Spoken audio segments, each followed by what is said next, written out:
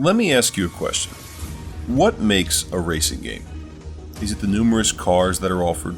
Or perhaps it's the picture on the box? Or the title? No. What makes a racing game is the feel of it. A racing game for me needs to feel authentic.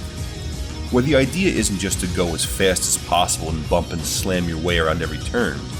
Everything should matter. Fuel, weather conditions, tire choice, setup of the car, damage, and the tracks themselves. That's what makes a racing game. And let me tell you, F1 2016 is a racing game. Hey everyone, Mr. Hollywood here for the NERDSTASH.com, here to bring you my review of F1 2016. F1 2016 is the official video game of the FIA Formula One World Championship and plays as such. This is about as close as you're going to get to being in an Indy car, outside of actually being in one. For added effect, I recommend a high-speed fan placed in front of you while you play, and a friend that can shake your chair violently if you crash. As someone who does not typically play racing games, I was amazed at the strategy it takes to win a race. I often play first-person shooters, but over time I was able to apply the mindset from that genre to this genre.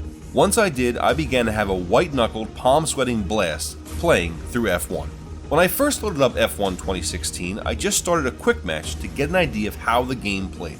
Remember how I talked about bumping and rubbing your way through the race? Well, that's what I tried to do, and I quickly found myself out of the race. Do this in a season on the most realistic settings and you'll quickly find yourself dropping on the leaderboard. On a positive note, there are flashbacks. If you find yourself in a wreck, you'll be able to flash back to a time before you crashed and avoid that destruction. This is definitely helpful for those just learning the game. The career mode is certainly a highlight of F1 2016 and brings an in-depth look into the Formula One world. Again, this is not just any racing game. F1 2016 will require strategy, patience, and focus if you want to come out on top. The race rules themselves are incredibly strict from what I was used to. If you think you're going to quickly cut over that grass at the corner and jump in front of your opponent, well, you're not.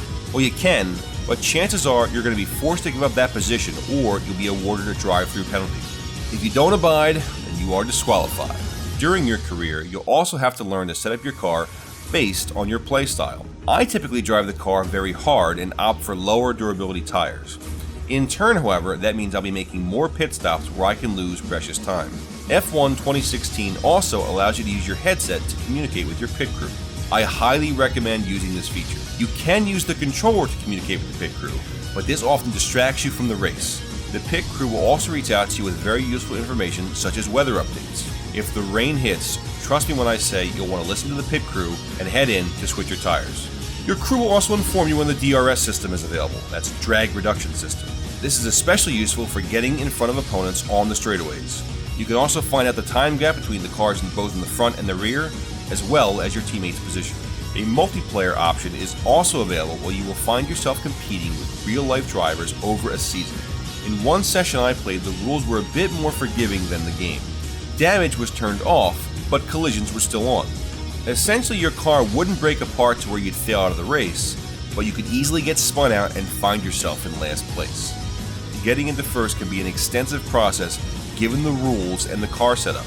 While I did enjoy the multiplayer, I spent the majority of my time in the career mode and the championship mode. If you want to just pick a Formula One driver and avoid starting your own, you can do that too. I picked Daniel Ricciardo from the Red Bull Racing Team as the man I was going to try to forge my way to the top with. Just breaking into the game, things can be a little confusing, but F1 2016 has got you covered. You'll be able to view tutorial videos that explain key functions of the game and help further your knowledge on the IndyCar world. Various game assists are also available at your discretion to toggle on and off. If you need that turn assist for the first season, then you're free to keep it on. If you want to keep the damage light until you can handle the realistic experience, then go for it. How you want to tailor the experience is at your discretion. Unfortunately, I did not play the previous F1 installment by Codemasters, so I cannot speak on it. This one, however, was a racing experience that I loved from start to finish. They did an amazing job with F1 2016, and I can't wait to see what they bring in the future. If racing is your thing, then I highly recommend F1 2016. Again, keep in mind, this is not your bump into everything and hope for the best racing game. I'll be giving F1 2016 4 out of 5 stars. If you played F1 2016, please be sure to let us know what you think in the comments below. Thank you for watching this video on our YouTube channel. Be sure to check us out on our website at thenerdstash.com and follow us on our Twitter at thenerdstash. Thanks for watching.